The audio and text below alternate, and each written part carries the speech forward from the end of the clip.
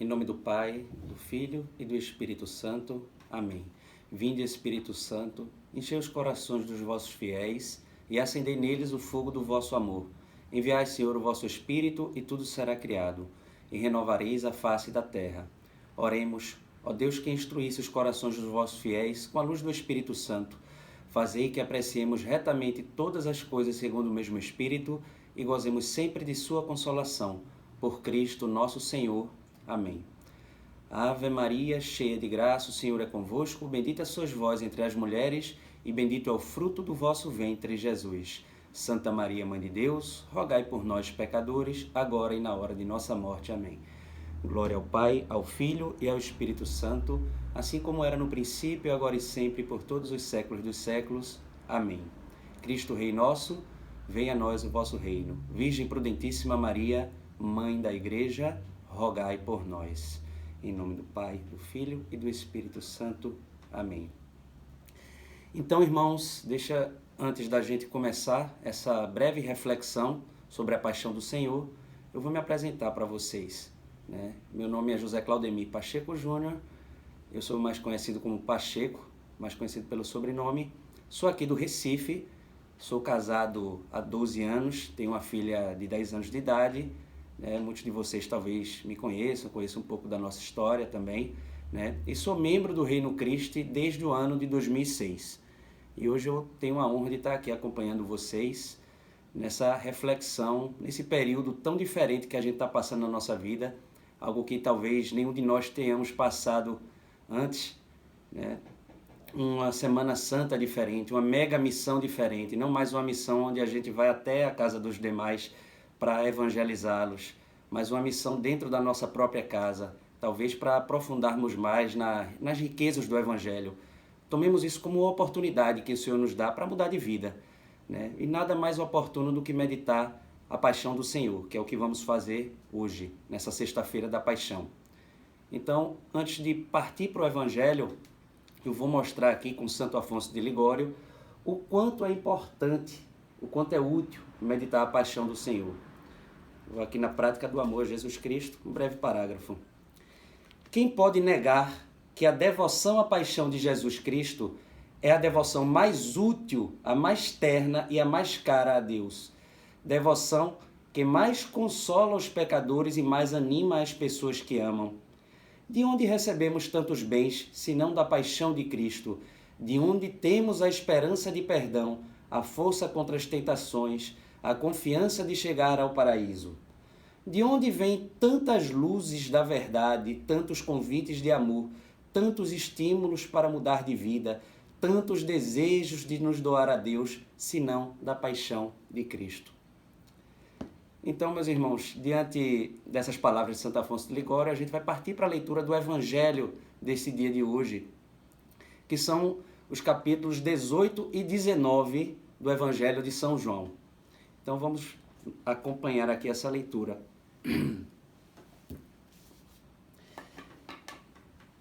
Tendo dito isso, Jesus foi com seus discípulos para o outro lado da torrente do Cedron. Havia ali um jardim, onde Jesus entrou com seus discípulos. Ora, Judas, que o traía, conhecia também esse lugar, porque frequentemente Jesus e seus discípulos aí se reuniam. Judas, então, levando a corte e guardas destacados pelos chefes dos sacerdotes e pelos fariseus, aí chega, com lanternas, archotes e armas. Sabendo Jesus tudo o que lhe aconteceria, adiantou-se-lhe e lhes disse: A quem procurais? Responderam: A Jesus, o Nazareu. Disse-lhes: Sou eu. Judas, que o traía, estava também com eles. Quando Jesus lhes disse: Sou eu, recuaram e caíram por terra. Perguntou-lhes então novamente: A quem procurais? Disseram: A Jesus, o Nazareu. Jesus respondeu: Eu vos disse que sou eu. Se então é a mim que procurais, deixai que estes se retirem, a fim de se realizar a palavra que diz: Não perdi nenhum dos que me deste. Então Simão Pedro, que trazia uma espada, tirou-a, feriu o servo do sumo sacerdote, a quem decepou a orelha direita. O nome dele era Malco. Jesus disse a Pedro: embainha a tua espada, deixarei eu de beber o cálice que o Pai me deu? Então a corte, o tribuno e os guardas dos judeus prenderam Jesus e o ataram. Conduziram-no primeiro a Anás, que era sogro de Caifás, o sumo sacerdote daquele ano. Caifás foi o que aconselhara aos judeus: é melhor que um só homem morra pelo povo. Ora, Simão Pedro, junto a outro discípulo, seguia Jesus. Esse discípulo era conhecido do sumo sacerdote e entrou com Jesus no pátio do sumo sacerdote. Pedro, entretanto, ficou junto à porta de fora. Então, o outro discípulo, conhecido do sumo sacerdote, saiu, falou com a porteira e introduziu Pedro. A criada que guardava a porta diz então a Pedro: não és tu também um dos discípulos deste homem? Respondeu ele: não sou. Os servos e os guardas fizeram a fogueira, porque estava frio. Em torno dela se aqueciam. Pedro também ficou com eles, aquecendo-se. O sumo sacerdote interrogou Jesus a respeito dos seus discípulos e acerca da sua doutrina. Jesus lhes respondeu: falei abertamente ao mundo, sempre ensinei na sinagoga e no templo, onde se reúnem todos os judeus. Nada falei às escondidas. Por que me interrogas? Pergunta aos que ouviram o que lhes ensinei. Eles sabem o que eu disse. A essas palavras, um dos guardas que ali se achava deu uma bofetada em Jesus, dizendo: assim respondes ao sumo sacerdote? Respondeu Jesus: se falei mal, testemunha sobre o mal. Mas se falei bem, por que me bates? Anás então enviou manietado a Caifás, o sumo sacerdote. Simão Pedro continuava lá de pé, aquecendo-se. Disseram-lhe então: não és tu também um dos seus discípulos? Ele negou e respondeu: não sou. Um dos servos do sumo sacerdote, parente daquele a quem Pedro decepara a orelha, disse: não te vi no jardim com ele? Pedro negou novamente, e logo o galo cantou. Então de Caifás conduziram Jesus ao pretório. Era de manhã. Eles não entraram no pretório para não se contaminarem e poderem comer a Páscoa. Pilatos, então, saiu para fora ao encontro deles e disse: que acusação trazeis contra este homem? Responderam-lhe: se não fosse malfeitor, não o entregaríamos a ti. Disse-lhes Pilatos: tomai-o vós mesmos e julgai conforme a vossa lei. Disseram-lhe os judeus: não nos é permitido condenar ninguém à morte, a fim de se cumprir a palavra de Jesus, com a qual indicara de que morte deveria morrer. Então Pilatos entrou novamente no pretório, chamou Jesus e lhe disse: tu és o rei dos judeus? Jesus lhe respondeu: falas assim por ti mesmo, ou outros te disseram de mim? Respondeu Pilatos: sou por acaso judeu? Teu povo e os chefes dos sacerdotes entregaram-te a mim. Que fizeste? Jesus respondeu: meu reino não é deste mundo. Se o meu reino fosse deste mundo, meus súditos teriam combatido para que eu não fosse entregue aos judeus. Mas meu reino não é daqui. Pilatos lhe disse: então tu és rei? Respondeu Jesus: tu dizes, eu sou rei. Para isso nasci, e para isto vim ao mundo, para dar testemunho da verdade. Quem é da verdade, escuta a minha voz. Disse-lhe Pilatos: o que é a verdade? E tendo dito isso, saiu de novo e foi ao encontro dos judeus e lhes disse: não encontro nele motivo algum de condenação. É costume entre vós que eu vos solte um preso na Páscoa. Quereis que eu vos solte o rei dos judeus? Então eles gritaram de novo, clamando: esse não, mas Barrabás. Barrabás era bandido. Pilatos então tomou Jesus e o mandou flagelar. Os soldados, tecendo a coroa de espinhos, puseram-lhe na cabeça e jogaram sobre ele um manto de púrpura. Aproximando-se dele, diziam: salve, rei dos judeus! E os esbofeteavam. Pilatos de novo saiu e lhes disse: vede, eu vou-lo trago aqui fora para saberdes que eu não encontro nele motivo algum de condenação. Jesus, então, saiu trazendo a coroa de espinhos e o manto púrpura. E Pilatos lhes disse: Eis o homem. Quando os chefes dos sacerdotes e os guardas o viram, gritaram: Crucifica-o! Crucifica-o! Disse-lhe Pilatos: Tomai-o vós e crucificai-o, porque eu não encontro nele motivo de condenação. Os judeus responderam-lhe: Nós temos uma lei, e conforme essa lei ele deve morrer, porque se fez filho de Deus. Quando Pilatos ouviu essa palavra, ficou ainda mais aterrado. Tornando a entrar no pretório, disse a Jesus: De onde és tu? Mas Jesus não lhe deu resposta. Disse-lhe então Pilatos: Não me respondes? Não sabes que eu tenho poder para te libertar e poder para te crucificar? Respondeu-lhe Jesus: Não terias poder algum sobre mim, se não te fosse dado do alto. Por isso, quem a ti me entregou tem maior pecado. Daí em diante, Pilatos procurava libertá-lo.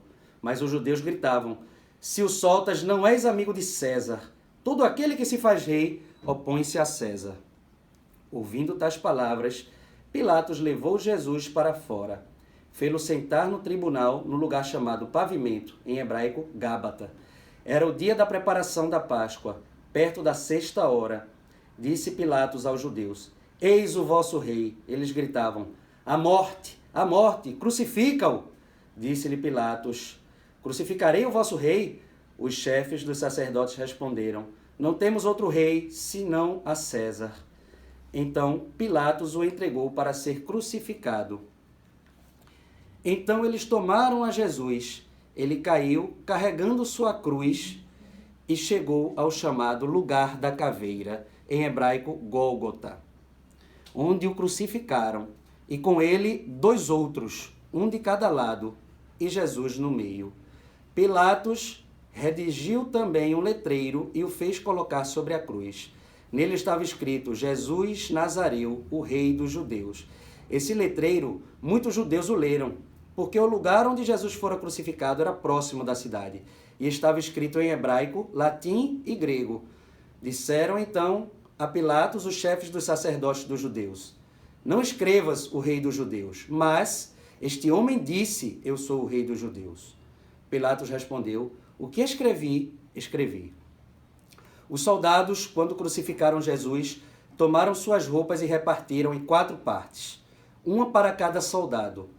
E a túnica, a túnica era sem costura, tecida como uma só peça, de alto a baixo.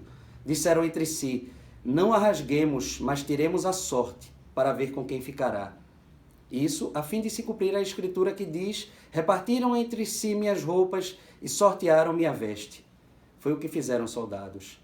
Perto da cruz de Jesus permaneciam de pé sua mãe, a irmã de sua mãe, Maria, mulher de Clopas, e Maria Madalena. E Jesus, então, vendo sua mãe e perto dela o discípulo a quem amava, disse à sua mãe: Mulher, eis o teu filho. Depois disse ao discípulo: Eis tua mãe. E a partir dessa hora, o discípulo a recebeu em sua casa. Depois, sabendo Jesus que tudo estava consumado, disse, para que se cumprisse a escritura até o fim: Tenho sede. Estava ali um vaso cheio de vinagre. Fixando então uma esponja embebida de vinagre num ramo de isopo, levaram-na à sua boca. Quando Jesus tomou o vinagre, disse: Está consumado. E, inclinando a cabeça, entregou o Espírito. Como era a preparação, os judeus, para que os corpos não ficassem na cruz durante o sábado, porque esse sábado era um grande dia, pediram a Pilatos que eles quebrassem as pernas e fossem retirados. Vieram então os soldados e quebraram as pernas do primeiro e depois do outro que fora crucificado com ele. Chegando a Jesus e vendo-o já morto, não lhe quebraram as pernas, mas um dos soldados trapassou-lhe o lado com a lança e imediatamente saiu sangue e água. Aquele que viu dá testemunho e seu testemunho é verdadeiro. E ele sabe que diz a verdade, para que também vós creiais. Pois isso aconteceu para que se cumprisse a Escritura. Nenhum osso lhe será quebrado. E uma outra escritura que diz ainda: olharão para aquele que traspassaram. Depois José de Arimateia, que era discípulo de Jesus, mas secretamente, por medo dos judeus, pediu a Pilatos que lhe permitisse retirar o corpo de Jesus. Pilatos permitiu.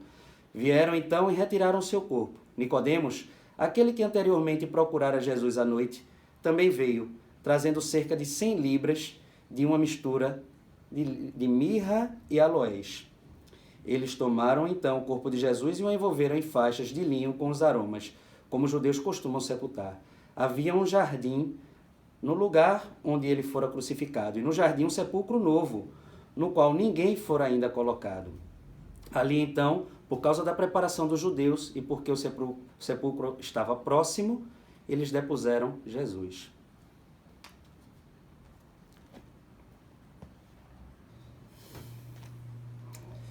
Então, irmãos, depois de uma leitura tão densa e tão longa, né, e tão rica em detalhes, a gente vai ter que se resumir um pouco, né? Então vamos abordar essa meditação em 3 pontos principais. Dentro de cada um desses pontos nós vamos abordar alguns aspectos. E em cada um desses aspectos nós vamos deixar para a vossa reflexão algumas questões. Então a minha sugestão é que, à medida que essas questões forem colocadas para cada um dos aspectos, vocês possam pausar o vídeo e refletir e fazer essas perguntas a si mesmos. Então, vamos ao primeiro ponto. Cristo sacrifica-se livremente por amor a nós. Cristo deixa-se ser capturado, entrega-se livremente, dando a sua vida em troca da nossa liberdade. Ele nem permite que Pedro impeça os soldados de capturá-lo. Pelo contrário, ele impede que isso aconteça e diz a Pedro: será que eu não devo beber o cálice que o Pai me preparou? Então, Cristo dá a sua vida em troca da nossa liberdade. Pois, São Tomás de Aquino vai dizer, embora qualquer sofrimento de Cristo tivesse valor infinito por estar unido à sua divindade, somente com sua morte se completaria a nossa redenção, visto que a morte ela encerra, ela conclui todos os sofrimentos de uma alma santa. E é pela morte de nosso Senhor que nós somos chamados à vida. É na plena entrega de sua vida na cruz que nós somos chamados a viver uma vida nova, uma vida plena. E nós, como temos retribuído a Cristo por ter doado por nós a sua vida na cruz, temos retribuído proporcionalmente, entregando a Ele as nossas vidas, honrando o nosso Senhor com o fiel cumprimento de nossos deveres de Estado, como filhos, como pais, maridos, esposas, estudantes, profissionais, etc. Esforçando-se para em tudo buscar a sua santa vontade, ou ao invés disso, temos afastado o Senhor de nossas vidas, afastando de nossas decisões, achando que sabemos mais do que Ele o que é melhor para nossas vidas, tal como fizeram nossos pais Adão e Eva ao cederem à tentação da serpente.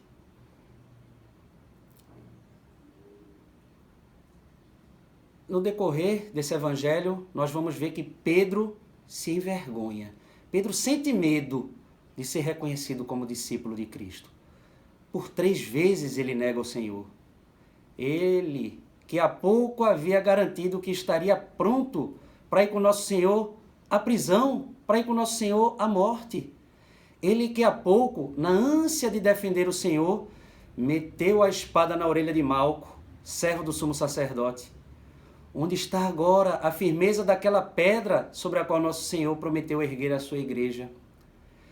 Às vezes nos sentimos escolhidos por Deus, privilegiados, quando assumimos compromissos e responsabilidades para o bem da igreja. Às vezes presumimos que estamos preparados para dar a nossa vida pelo reino de Cristo, até as últimas consequências. Mas será que estamos? Se Pedro, líder dos apóstolos, companheiro do Senhor desde o princípio de sua missão, tendo vivido intimamente com o Senhor quase que diariamente, envergonhou-se de seu mestre diante do perigo iminente, porque deveríamos nós subestimar nossas fraquezas? Será que por vezes agimos como Pedro, quando diante de alguns ciclos de amizade, deixamos-nos levar pelas más influências de irmãos que não temem a Deus apenas para nos sentir aceitos e queridos, negando assim a Cristo?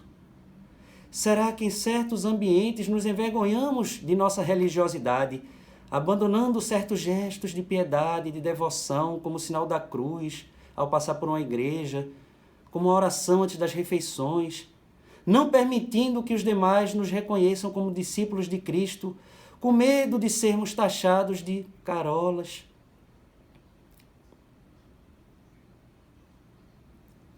Então, mais adiante, a gente vai se deparar com um outro aspecto desse evangelho.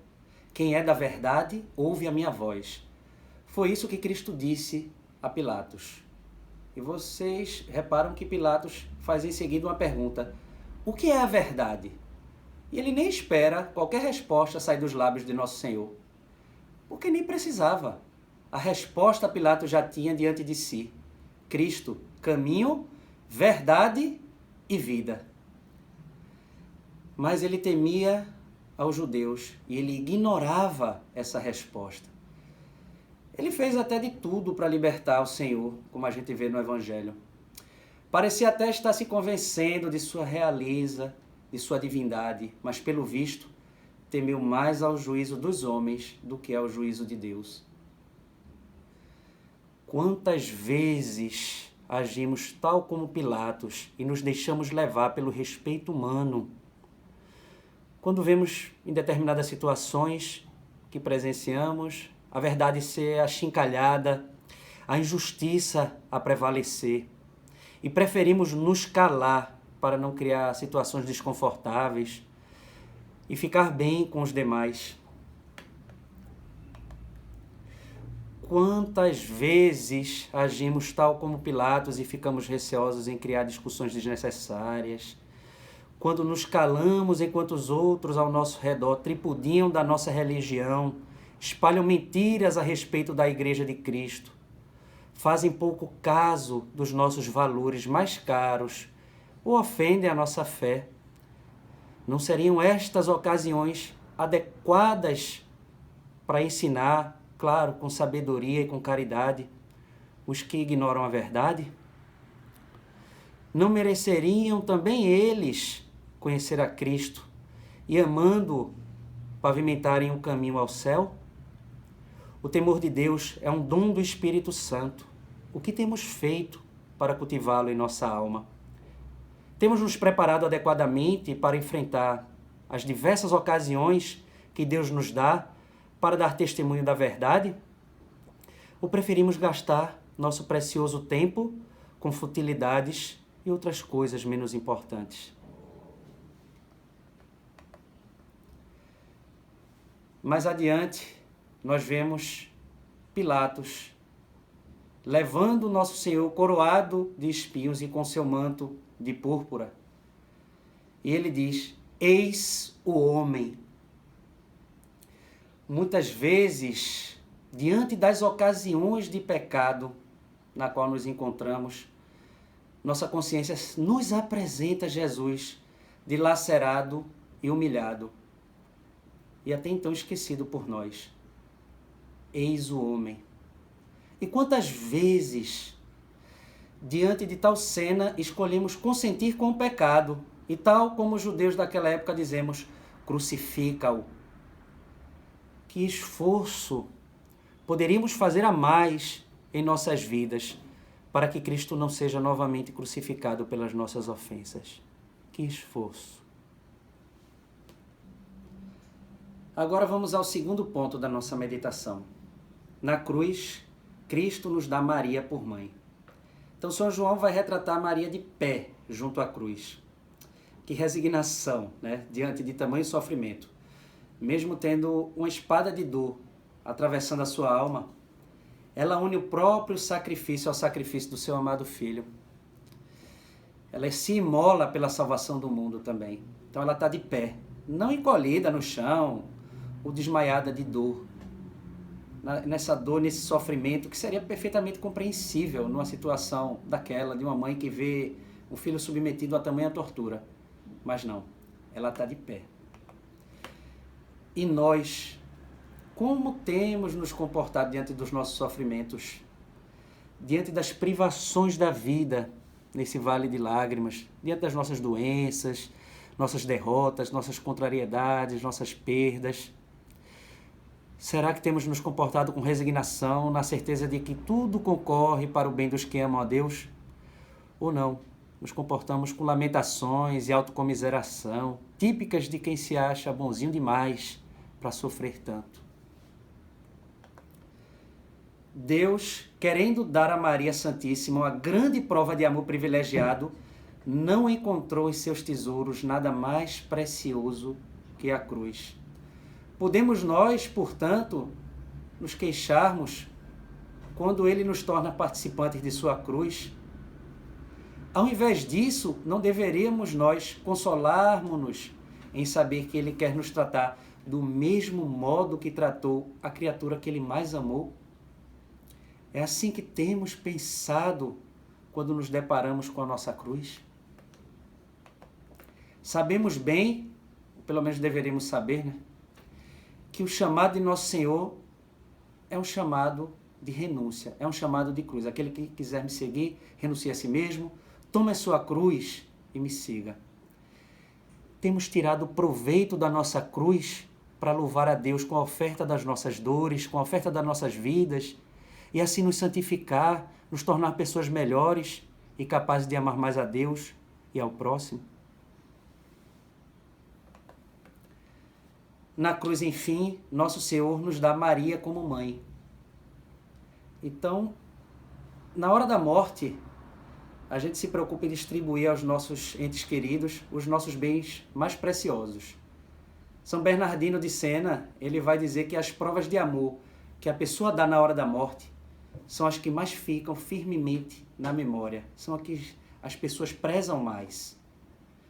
Então, Cristo, antes de sua paixão, nos deixa a Eucaristia na última ceia. E aos pés da cruz, nos dá Maria por mãe, ali representados por São João. O que temos feito, gente, com esses maravilhosos presentes que Nosso Senhor nos deixa por herança? Que valor damos a Cristo presente na Eucaristia? Como temos nos esforçado para receber Cristo Eucarístico dignamente? Como temos usufruído da presença de Maria em nossa alma? Como temos nos relacionado com essa tão boa mãe que nos foi dada pelo próprio Jesus Cristo na cruz como precioso dom para a nossa salvação? Paremos um pouco agora.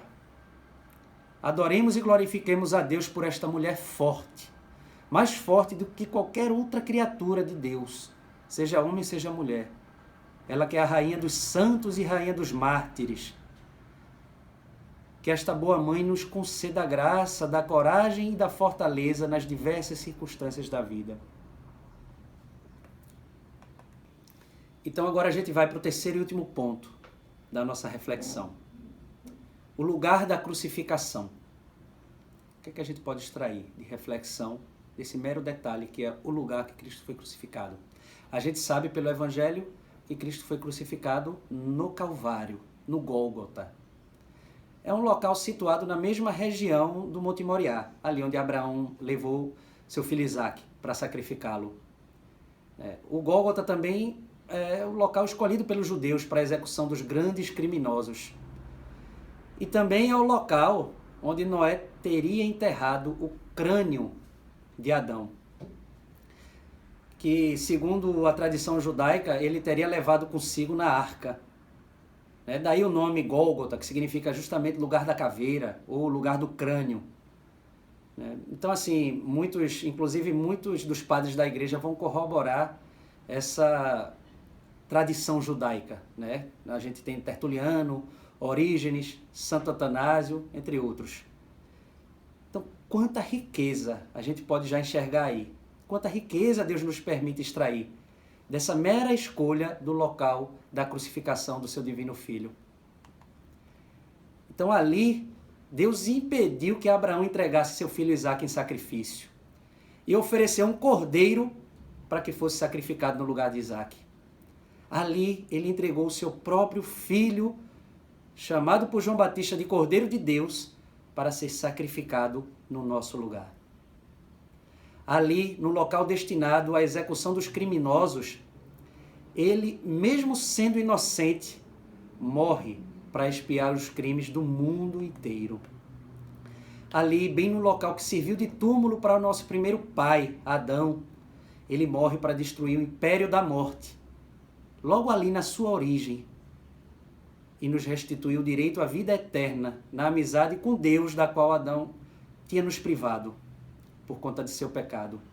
Quanta providência de Deus a gente pode ver nessa mera escolha do local da crucificação. E nós temos louvado a divina providência que rege cada pequeno acontecimento em nossas vidas, mesmo aqueles que no primeiro momento nos parecem desagradáveis. Admiremos, louvemos e adoremos esse Deus amoroso, que nos permite contemplar tantos mistérios, tantas verdades de cada mínimo detalhe de sua paixão. Então, gente, peço que possamos aproveitar os próximos minutos para contemplar Cristo crucificado. Ele que, por amor a nós, resgata com a doação da própria vida, de maneira tão violenta, a amizade que nós havíamos perdido por conta dos nossos pecados. Então, unidos a Maria Santíssima aos pés da cruz, agradeçamos a ela por seu exemplo de força e de heroísmo diante das dores mais atrozes. Agradeçamos também por tantos perigos que nos livramos e tantas graças que alcançamos por intermédio de Maria. Consagremos-nos novamente a ela, pedindo mais uma vez que nos receba por seus filhos e nos dê a graça da perseverança na amizade com seu Filho amado. Nós vos damos graça, Senhor, por todos os vossos benefícios, a vós que viveis e reinais pelos séculos dos séculos. Amém. Cristo Rei nosso, venha a nós o vosso reino. Virgem prudentíssima Maria, Mãe da Igreja, rogai por nós. Pelo sinal da Santa Cruz, livrai-nos Deus, nosso Senhor, dos nossos inimigos, em nome do Pai, do Filho e do Espírito Santo. Amém.